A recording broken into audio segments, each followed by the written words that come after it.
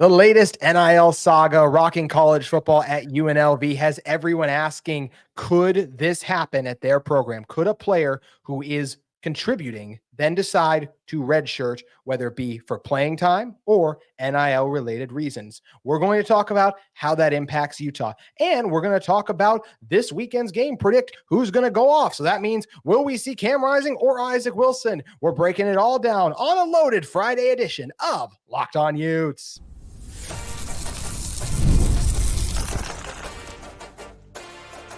You are Locked On Utes, your daily podcast on the Utah Utes. Part of the Locked On Podcast Network, your team every day. Hello, everyone, and thank you for making Locked On Utes your first listen of the day. We are part of the Locked On Podcast Network and available wherever you get your podcasts, as well as on YouTube. If this is your first time checking out our show, make sure you like and subscribe. Love interacting with all of you in the YouTube comments, as well as on social media, where you can follow our show at, you guessed it, Locked On Utes. Today's episode of Locked On Utes is brought to you by FanDuel. You can place your first $5 bet and you'll get started with $200 in bonus bets guaranteed. Visit FanDuel.com to get started today. My name is JT Wistrcill, former intern inside the University of Utah Athletic Department. Excited to be joined on today's show by Michell, Bodkin. And Michelle, originally, this was going to be all predictions focused and talking about what we expect to see for Utah versus Arizona. We're going to get to that.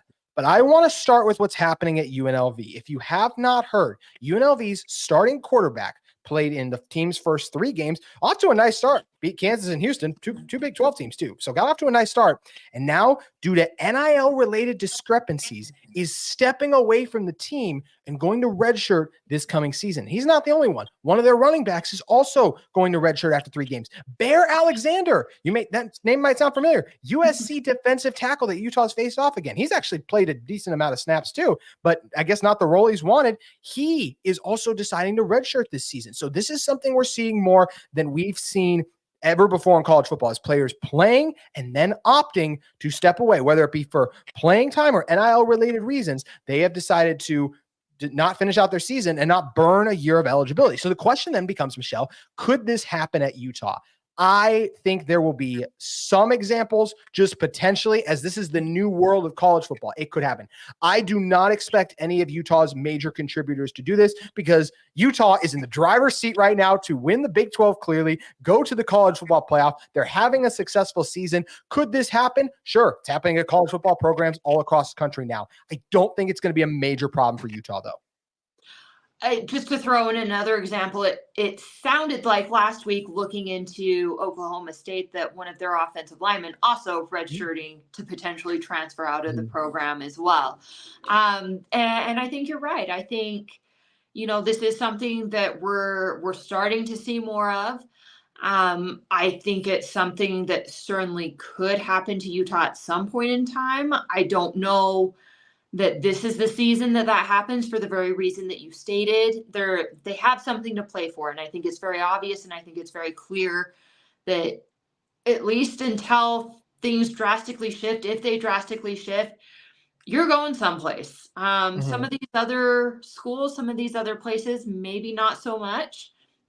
Maybe some of it's a little, being a little trigger happy and thinking that you can go someplace or do something more than maybe what you've earned or deserved. I don't know. That's not my place or my ability to say.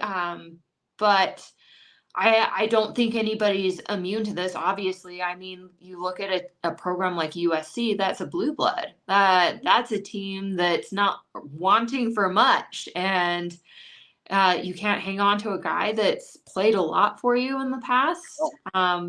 It's eventually, I think it'll catch up with everyone. Like I said, I don't think it's this year's team.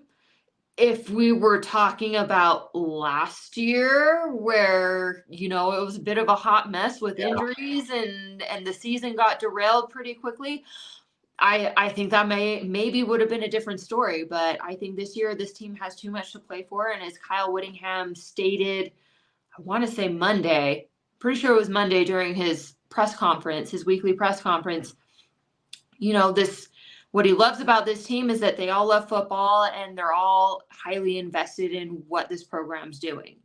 And I think you can see that clearly. I think it shows very clearly from the field. That's not to say that, there maybe aren't some unhappy souls there. I mean, it's impossible to make everyone happy.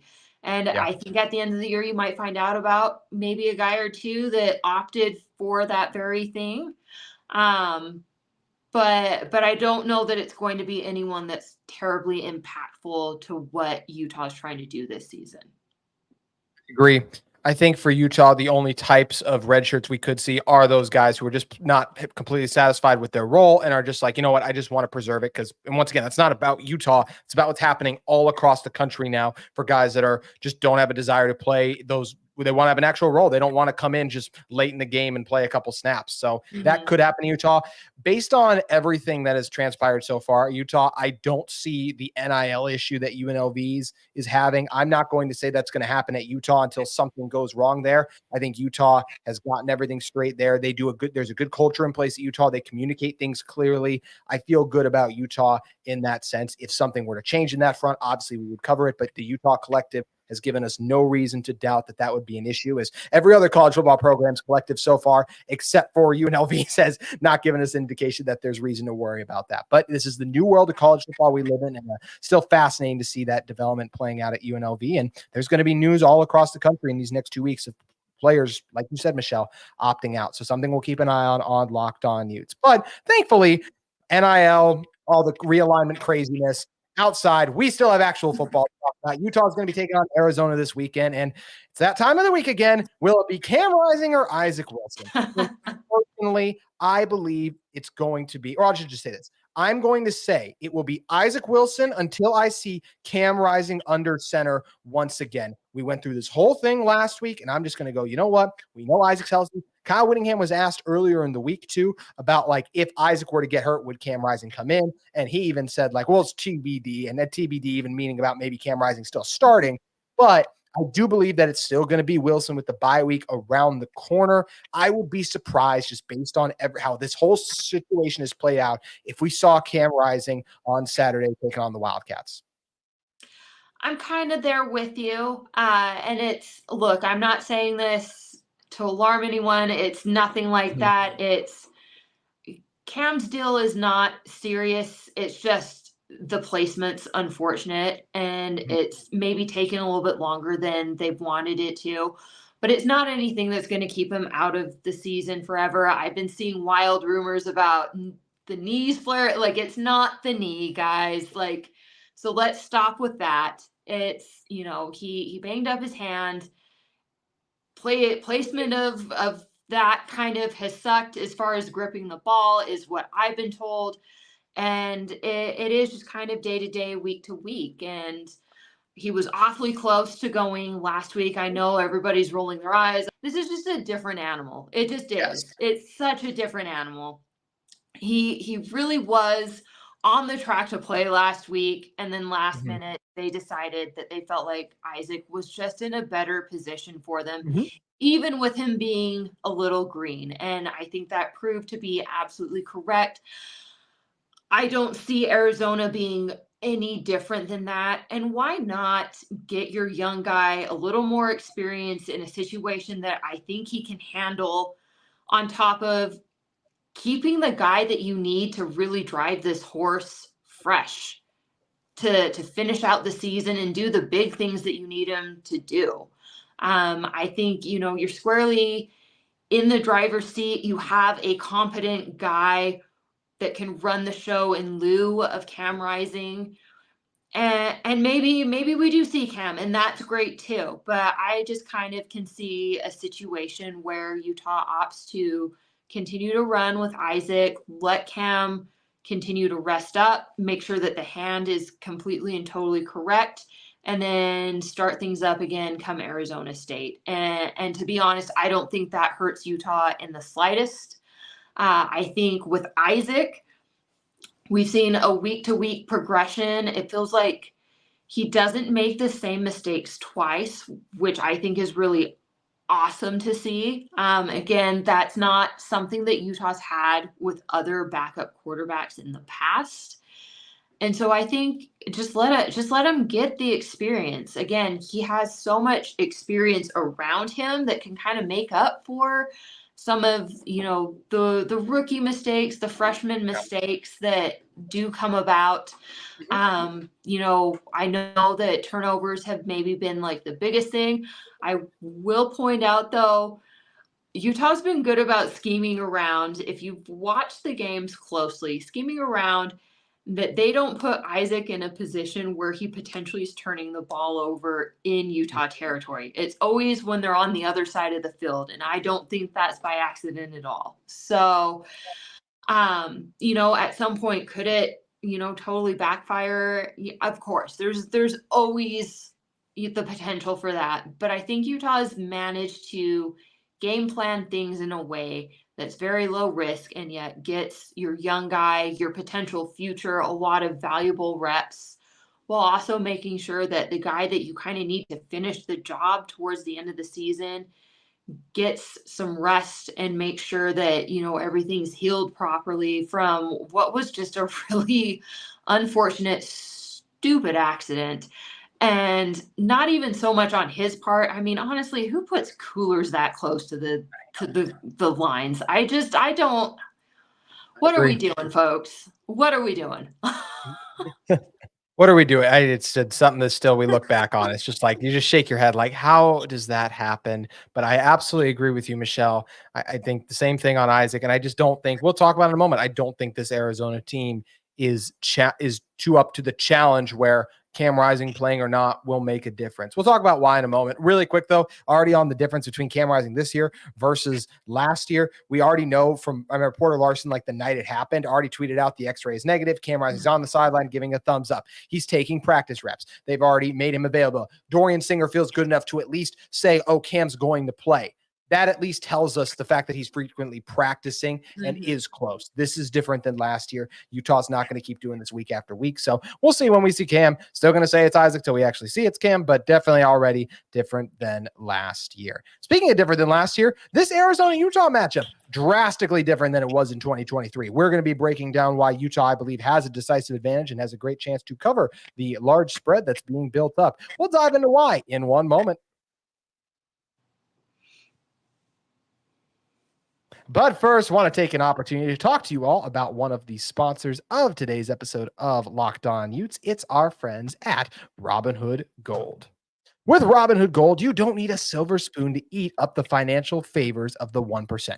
Robinhood Gold allows others to get the rates and perks usually reserved for the high society. Now, the resourceful individual with Robinhood Gold can earn the very liberal rate of 4.5% APY on uninvested cash, receive unlimited 1% deposit bonuses, and be rewarded with a handsome 3% retirement boost on an IRA account. Robinhood Gold provides the privileges of a high net worth for any net worth. These generous benefits are now available for only $5 a month. The new gold standard is here with Robinhood Gold. You can sign up at Robinhood Gold or Robinhood.com/gold. Once again, Robinhood.com/gold. Terms apply. For product-specific disclosures, visit Robinhood.com/gold. Investing involves risk. Rates may change. Gold membership is offered by Robinhood Gold LLC. So make sure you head over and sign up at Robinhood.com/gold today.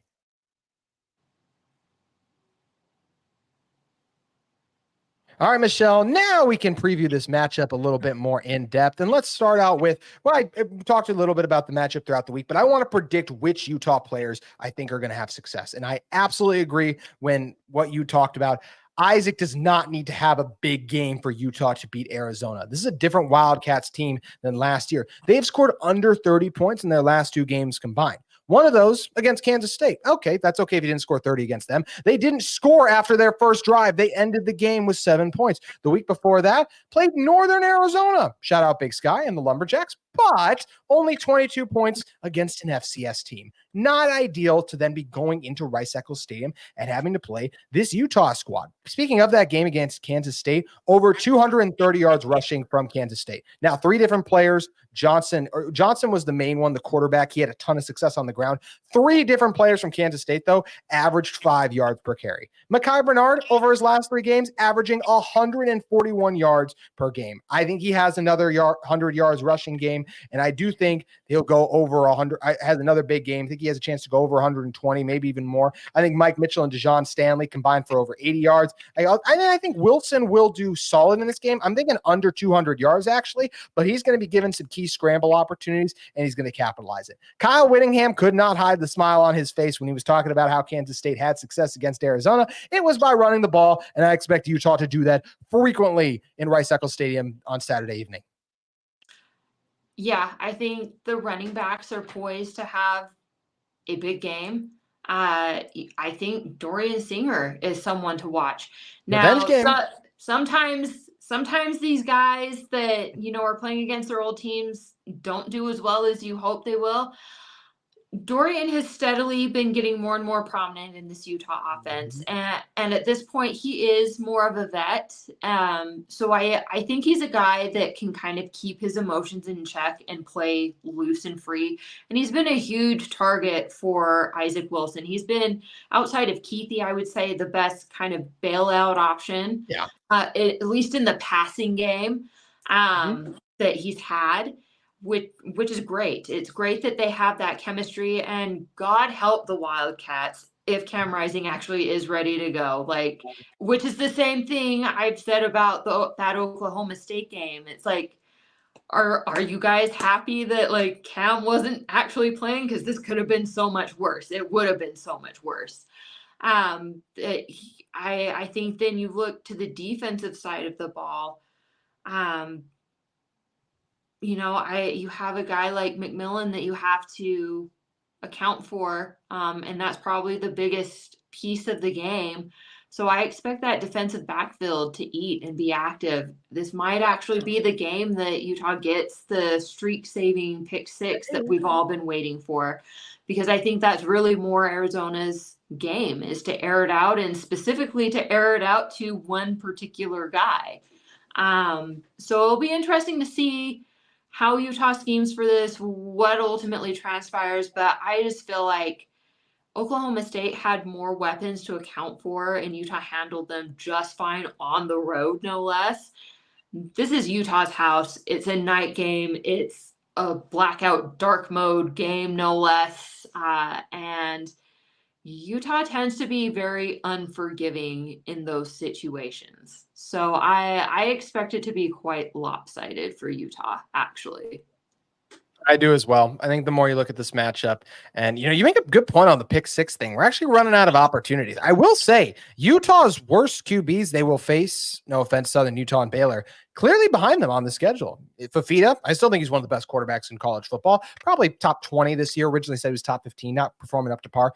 TCU's got Josh Hoover. He's had a really good year. The problem with TCU has been their defense. BYU, shout out their offense. What they've been able to do has been impressive. That'll be another one. Iowa State's got Rocco Beck. There is not an obvious QB who you're like, oh yeah, you're going to get a pick 6 on him. But like you mentioned, Fifita might feel the pressure, have to make plays with his team down. He could be the guy. So I will say, I think the pick 6 streak is in danger based on no poor quarterbacks, at least how I see it, coming into Salt Lake. But I still think this Utah defensive back is going to get some. We'll move over to the defensive side of the ball for predictions in one moment. Want to wrap up with mine. I think Wilson runs for a touchdown this game. Think Bernard and Mike Michell will as well. I'm really expecting Utah to have a lot of success on the ground. And I do think Dorian Singer gets one. And let's go a little outside the box, shall we? Landon King, who was getting targets a little earlier in the season, I think finally gets in with a target and a catch in the end zone. The plays where we've seen Caleb Lohner make catches, Landon King's been in on those plays, just hasn't gotten targeted yet. I think it's only a matter of time, too. I think Brant Keithy continues to do his thing. And I'll say the Utah offensive line does not allow a sack in this game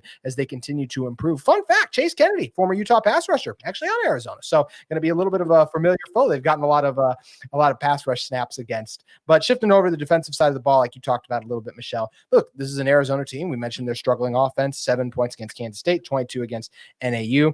I just don't think this offense is going to fare well. One of the recipes to beat Utah in the past has been good quarterback play. They have that with Fifita. There's a problem. They are absolutely one-dimensional. They ran for under 60 yards against Kansas State. So I'm going to say they're going to run for under 50 yards inside Rice-Eccles Stadium against Junior Tafuna, Keanu Tanuvasa, Lander Barton. We don't know if Corene Reed's going to play or Connor O'Toole. Still got Van Fillinger, who's tied for the nation lead in sacks, though. I think this defensive line is going to, and front seven, is just going to continue to dominate, be suffocating. You're going to force Noah Fifita into a lot of third and longs. And who's Noah Fifita going to be looking for? Tetairoa McMillan, of course, one of the best wide receivers in all of college football. Kyle Whittingham, Morgan Scalley, pretty smart. I think McMillan's going to be double a lot on the outside. I think Zamaya Vaughn will get the primary response there, but I think you'll see Gilman operating over the top frequently, Mayo, Teo Johnson as well. There's no other Arizona receiver through 3 games on the season for them who has over 100 yards outside McMillan. So I just do think when you are one-dimensional, when your offensive line hasn't performed up to par, when you're inside Rice-Eccles Stadium, I do think they'll score more than the 7 they had against Kansas State because they didn't execute in some key spots and they should have had more. I just think this offense will perform better. Counting on them to only have 7 once again is a little low. I don't see them getting close to 20, though. I will say that. I think they're only going to end up with around 13 points because this Utah defense, simply put, one of the best in all of college football. And here's the thing, like when you, again, look at the team as a whole, a little bit salty towards Arizona. What happened last year was not great. And, you know, a lot of it, I mean, is on Utah. And I really do think that they mean it when they say it. Like, we're not offended that you threw the touchdown pass because it's on us to stop it. Like that's just what it is. But it also doesn't mean that they've forgotten it either. You know, all's fair in love and football. And I can see this group, you know, taking a very similar mindset. Arizona didn't care that Utah was down to their 4th and 5th string guys in a lot of cases. And they also didn't care that Utah had a team-wide flu hit them the week of that game. And nor should they. It's, you know, it's just a case of it's fine to think that and feel that way in the moment. I have no hard feelings about that. I don't think Utah ultimately in the moment had any hard feelings about that. But you do have to understand you have to play these people again another, you know, the next year, most likely. And so, you know, what's going to happen on the other end? And I think this is just a case where Arizona is very outmatched by this team, and that could mean some just very bad things for them. But you know, you got your punch in the year before, and I think this is very much a case where Utah returns the favor. So it's going to be a fascinating game to watch. I do agree with you. Look, Kansas State. You watch what BYU did to them. They out-physical Do you think them. Do you think that's who Kansas State is, or do you think that was just a Saturday night in Provo? I still feel when all is said and done, Kansas State will end up being the 2nd best team in this conference. They could be. I'm a lot less confident in them, though. Yeah. And here's my thing. I know Utah fans are going to hate hearing this, but I don't know that BYU is there yet. But I think BYU has the recipe. And to be honest, just based off of what I've seen out of the Big 12, there was a whole lot of to do about you've never seen physicality like what we've brought or what we bring week in and week out. I've watched a lot of your games, and yes, I have seen it. And you know who I've seen it from? I've seen it from Utah, and I've seen it from BYU. We know how to play bully ball here in these parts. We just do. That's just, it's been our recipe for years and years and years and years and years. That's how all of our teams, even Utah State to a certain extent, I think plays more physically than anyone I've kind of watched in the Big 12. And again, I mean, no disrespect, but that's just how we in the state of Utah have designed how to win games and be competitive. I don't know that BYU has the horses yet. I think their ones can go toe to toe with anyone. That was Utah very early on in the Pac-12. I think that's kind of where BYU's at. We'll see how they look towards the end of the season, but I could see realistically, if this thing stays together for any amount of time, the Utah and BYU run the show, because Utah and BYU know how to play physical football. No offense, Big 12. I know you took a lot of pride in it, but you don't know nothing about physical football. That is all here in this state, including Utah's rival, coming from the Utah Utes insider. That's how I think, and that's how I feel. Like it. Michelle did not come to play at all. No, I did not pull any punches to our new conference spread. Oh, I love it. I will say I've already been very impressed by what BYU's done on the season. They outperformed my expectations. I do think they lose this weekend to Baylor. I think that's a Baylor team at home. It's a must-win game. I was impressed with Baylor's defense. We'll see how it all goes down in Waco. But also, best football state in the conference ain't Texas, based on the teams and how they performed so far this year. Definitely in Utah, which I think is really encouraging for what they've been able to do. We got to predict who's going to win this one, and a couple more defensive predictions want to get to in a moment. We'll be discussing that. But first, I want to take an opportunity to tell you all today about our great friends at FanDuel. Hey, NFL fans, you can start the season with a big return on FanDuel, America's #1 sportsbook. So when you get a hunch in the middle of the game, you can check out the latest stats, view live play-by-play, and so much more on the same page where you place your bets. You'll get started with $200 in bonus bets guaranteed when you place your first $5 bet. That's at FanDuel.com. There's so much great NFL action to get into this weekend. We have fun games like the Ravens taking on the Bills. I'm a big Vikings fan. They go up to Green Bay, take on the Packers in a heated rivalry. Wherever your team is, you can get in on the lines in action at FanDuel. MLB playoffs, and of course, college football line against Arizona at the moment in Utah's favor, 11.5. I like the Utes in this one. Like we discussed, not a good matchup. If you're not a two-dimensional team playing in Rice-Eccles Stadium and Utah's better in the trenches, I don't think that's a good recipe for success. So I'll roll with the Utes in this one. But however you're feeling, make sure you head over to FanDuel, America's #1 sportsbook, and you can go over to FanDuel.com today. All right, Michelle, rounding this one out, a couple final predictions I have for Utah. First, I do think Fifita actually goes for over 200 yards passing. So because we've seen wide receivers make plays against the Utah secondary. But I do not think they will be able to put complete drives together, finishing them off in the end zone. I think those drives are going to stall, whether that be due to turnovers or just Utah being Utah and getting pressure, which I do think they're going to do a lot, actually. I think Utah's going to end up with 4 sacks in this one. Going with Van Fillinger to keep his streak rolling. Keanu Tanavasa with that interior pressure. Logan Fano, want to see him get a sack again. I think we're heading for one of those. And I want to take Jonathan Hall late in the game on a blitz to get home, too. I think Zamiah Vaughn gets the interception. Fifita's just going to go to McMillan over and over again. And one time, Zamiah Vaughn's going to make him pay. These Utah defensive backs are talented, and yes, they may get beat, but they will come back. This is not this is not a Utah secondary that just gets cooked for an entire game. You can beat them and maybe get a good drive going, but at the end of the day, they will still respond. So I do just feel good about this Utah defense. Let's not forget that Utah is tied with several schools for 11th in the nation when it comes to sacks. They have 12 overall, and I think they get home with 4 again too. So I just really do feel good. Utah, a lot different than we thought it would be initially, Michelle. And there's a lot of optimism to believe that Utah will be heading 5-0 into the bye.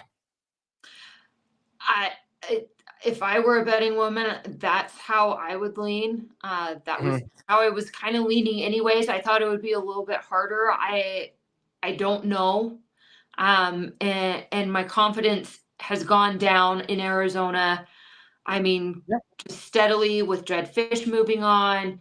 I thought that changed some things. I thought it was great that they were able to retain, some of their top talent like McMillan, like Fifita. I think that was huge for them. But there's always a learning curve when you have a new staff coming in. And I think they're struggling with that a little bit. I also think they still have lost a lot of the talent that made them so great the year before. And I just think Rice-Eccles is such a tough place to play, and especially with it being a night game. So, a couple of predictions for me. I think the Muss in the north end zone are going to go absolutely crazy and cause some false starts that push drives back. on top of, though that's potentially where some drive killers come in as well. We've seen it happen time and time again, especially in night games. And I just don't think that this game's going to be any differently. And then you look to, okay, maybe they try to kick the field goal, but I would be willing to bet that Caleb Lohner maybe gets a bit of a hand on something and it veers off one way or another. So, I mean, we saw that happen last week. We saw it happen against Baylor, although someone else was credited, but I think he kind of helped a little bit with that. I believe there was one against Southern Utah as well that veered off course. Game changer, man. Yes. The field goals feel like such a sure thing, and they just haven't exactly been with Utah's opponents. And it's been very interesting watching the ball go off in kind of an odd direction, indicating that someone maybe did get a hand on it. And my guess would be the tallest guy out on the field. I think you're absolutely right that Lohner has been a game changer for this field goal unit. And I do think that Utah at night, I think it was Barstool Big Cat a few weeks ago said like playing at Utah at night is a crazy recipe that we've seen a lot of teams like Caleb Williams and USC not be able to overcome. And I don't think it's going to happen with Arizona either. I do think that Utah will jump out to an early lead. I think Fifita makes a play or two to keep this Arizona team in it. They'll get a field goal, build a good drive, but I think Utah is going to be up 24-3 at the half. I do think Isaac Wilson is just going to continue to look good. This running game will continue to do strong things for the University of Utah. The one-dimensionalness of this Arizona offense will be their undoing, and Utah gets a 37-13 win. Michelle, if you want, drop a score prediction, or if you have any other bold predictions. Well, here's another one for you, and it's not really a bold prediction, but yes, Isaac Wilson's played at Bryce-Eccles Stadium, but he hasn't started at Bryce-Eccles Stadium. Both of his starts have been on the road. So I think he's a guy that will feed off of that and that attention. And I do. I think he'll do really well. Again, assuming that Cam doesn't go. I have no insider information on that. I'm just kind of to the point where you are. Until we see him come out, like I'm just going to assume that we're rolling with Isaac Wilson, and that's not a terrible thing. That's not a bad thing.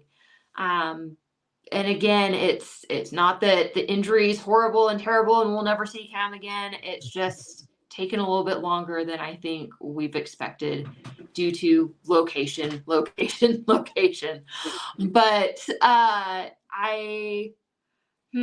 what do I think? Kind of like your score. I kind of feel that it's something in that range, maybe a 38-17, 34-13, I think is what you said. So something in that range, I think feels about right to me in this one. I think Arizona is more than capable of making plays, and they will make plays. They'll get theirs. Look, McMillan and Fifita are awesome. They're good players. They're good players for a reason.